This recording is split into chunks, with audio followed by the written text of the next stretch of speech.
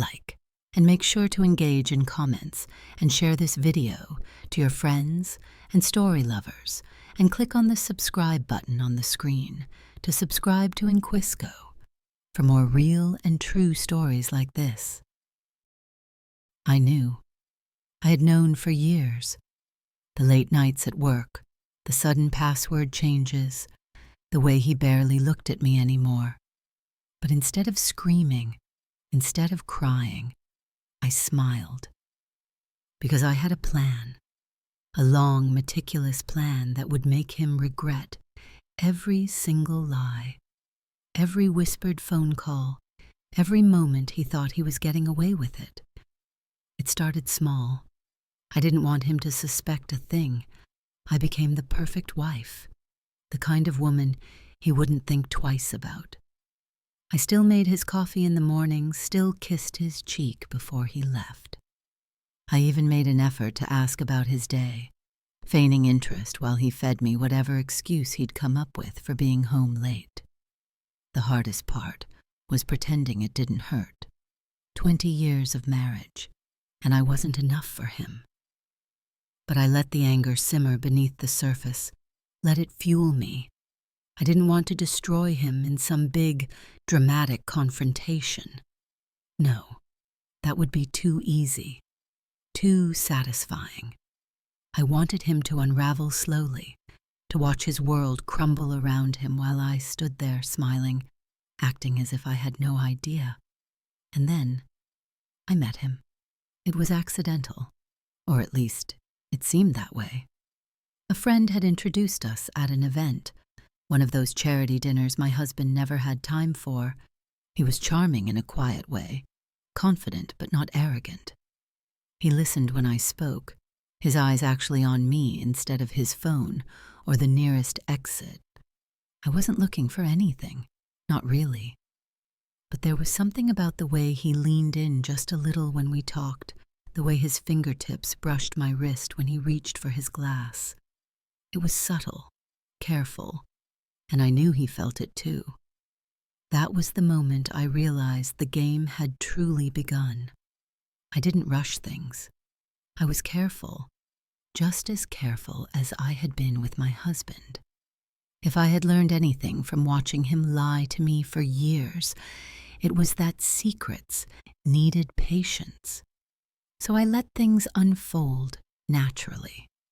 A message here, a passing touch there. He wasn't pushy, wasn't reckless. He made it easy to forget that I was supposed to be someone's wife. But I wasn't just a wife anymore. I was a woman with a plan. I let my husband believe he was still winning, that he still had the upper hand. But at the same time, I made sure he noticed the shift, the way I wasn't as eager to please anymore, the way I didn't ask where he was going or why he smelled like someone else's perfume. I saw the confusion in his eyes, the slight hesitation when he realized I wasn't waiting up for him like I used to. He wasn't worried yet, but I knew it was coming. And then, as if fate wanted to push things along, an opportunity presented itself, a weekend work trip. My husband, conveniently, had one of his own. We would be in different cities, and for the first time in years, I felt free. I told him about the trip as I packed, my voice casual. He barely reacted, too busy on his phone to even glance up. That's when I knew I was making the right decision. The moment I arrived, he was there. Not my husband, the other man. The man who looked at me like I was more than just someone's obligation. We had dinner, we talked, and for the first time in years, I felt seen.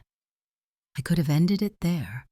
I could have walked away, knowing that I still had some shred of loyalty left in me, but I wasn't done playing yet.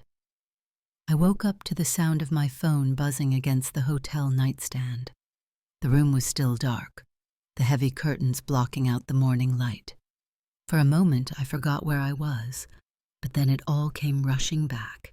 Him, the dinner, the way his fingers had lingered just a second too long when he took my hand. I reached for my phone, my heart slamming against my ribs, when I saw my husband's name on the screen. 6 missed calls. My stomach twisted. He never called me this much. Ever. I took a slow breath before answering, making sure my voice was steady. "Hey, is everything okay?" Silence. Then his voice, low and sharp. "Where the hell are you?" My pulse spiked. I swallowed, keeping my tone calm. "I told you. I had a work trip." He let out a slow breath, but I could hear it. The tension beneath the surface.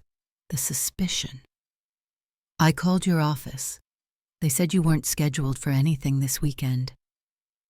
My fingers tightened around the phone. He was checking up on me. After years of doing whatever he wanted, suddenly he cared? I forced a laugh. "Wow, you actually called my office? That's a first. You must really miss me." Silence again. A dangerous one. I could picture him now, standing in our kitchen, his jaw clenched, his mind racing. Then his next words made my blood run cold. "I'm here." The world around me seemed to tilt. "What?" "I'm in your hotel lobby," he said. "Figured I'd surprise you." My entire body locked up. He was here? How? He was supposed to be in another city. There was no way. Then it hit me. He had lied about his trip, just like I had. I shot out of bed, my mind scrambling for a way out. My suitcase was still packed, my heels from last night tossed near the door. Think. I forced a smile into my voice. "That's a surprise, all right." "I'll be up in a minute." Panic slammed into me. No, he couldn't come up. He'd see everything.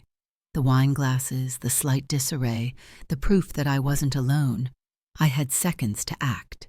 He was still in the room, asleep, shirtless. If my husband walked in now. I spun around, shoving at him. "Wake up. Get up now." He groaned, barely opening his eyes. "What's wrong?" "My husband. He's in the lobby." That got his attention. He shot up, his eyes sharp. "What?" "I don't have time to explain. You need to leave. Now." He was already moving, grabbing his clothes and shoving them on as I threw open the balcony door.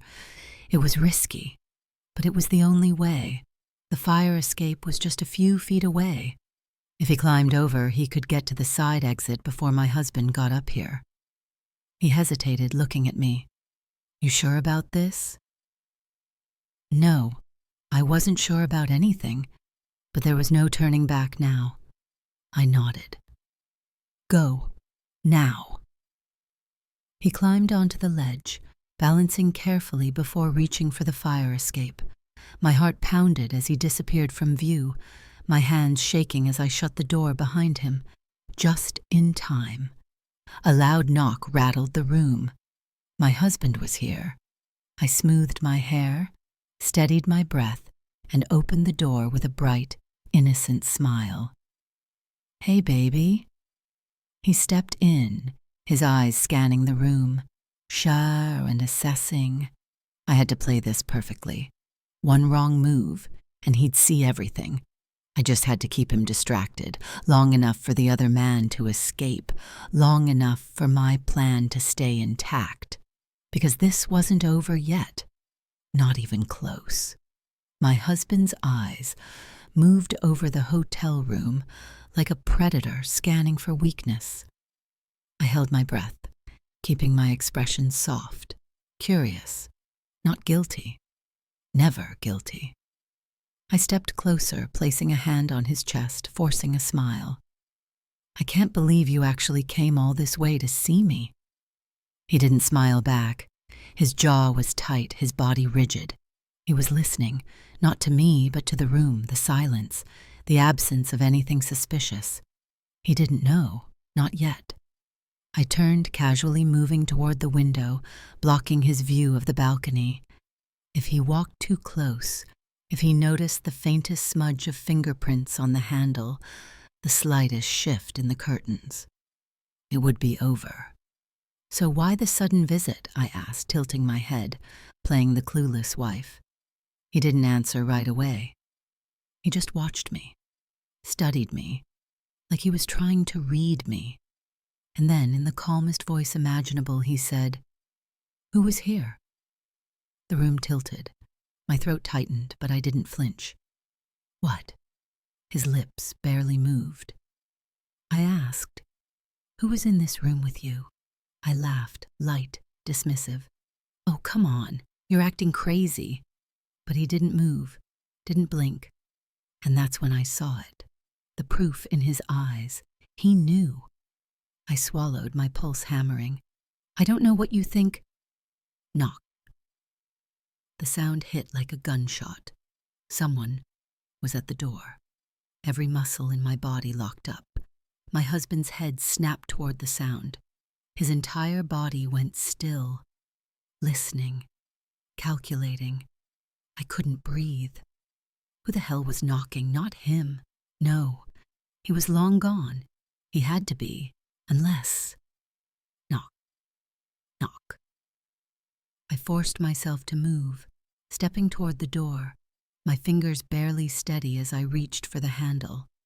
My husband was behind me now, too close, too silent, his breathing slow, measured. I pulled the door open, and froze. The man standing there wasn't my lover. It wasn't room service. It was a stranger. Or at least that's what I thought until I saw what he was holding. A phone. My phone. My locked phone. And it was playing a voicemail. The voice on the other end was his. My lover. "I can still feel you, baby." God, last night. My stomach dropped. The stranger smirked, tossing the phone into my husband's waiting hand. My breath caught. I turned, slow, terrified. My husband stared at the screen, silent. His fingers gripped the phone so tightly I thought he might crush it. He hit play again. Last night was the best I've ever had. A slow, terrible chill crawled up my spine, because the way my husband was looking at me now, it wasn't rage, it wasn't pain. It was something else entirely, something cold, calculated, a man who had just made up his mind. My heart slammed against my ribs as he finally spoke, voice so calm it terrified me. "You think you can play me?" The door slammed shut, and I realized I wasn't getting out of this room. Click on the subscribe button on the screen to subscribe to Inquisco for more real and true stories like this.